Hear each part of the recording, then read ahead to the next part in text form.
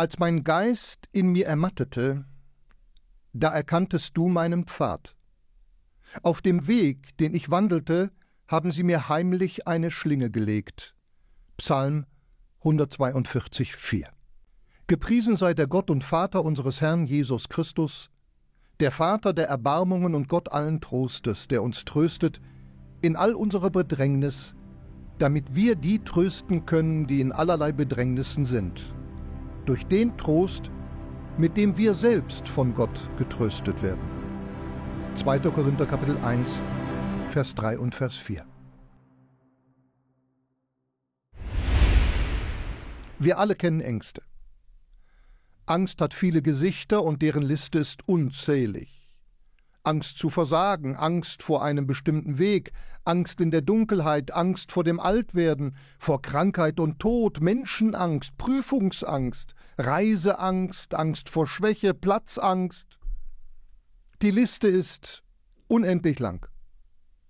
Angst entstammt dem lateinischen Wort angustie, Einengung.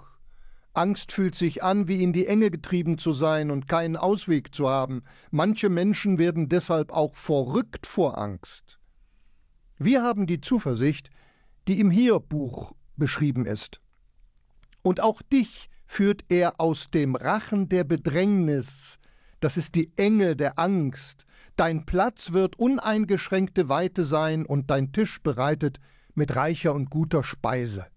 Kapitel 36, 16. Gott kann und will uns aus der Enge in die Weite führen. Er ist der Gott allen Trostes.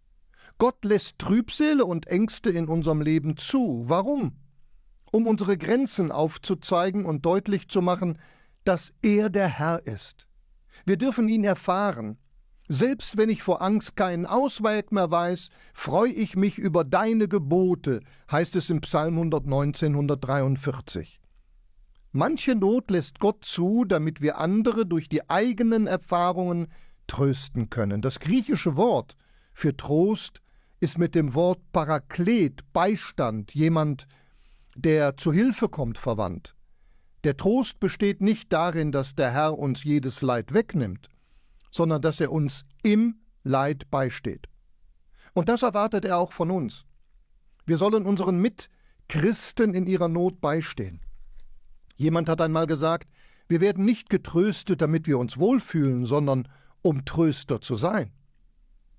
Im Brief an Philemon sieht man, wie Paulus sich als Parakletos für den unbedeutenden Sklaven Onesimus einsetzt, wie er die Position eines Stellvertreters einnimmt, um diesem beizustehen.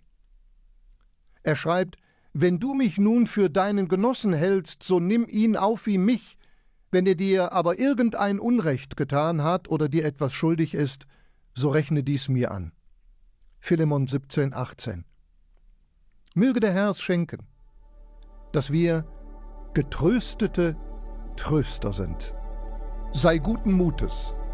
Andachten für jeden Tag. In unserem Verlag erhältlich. Die Angaben dazu werden unten eingeblendet.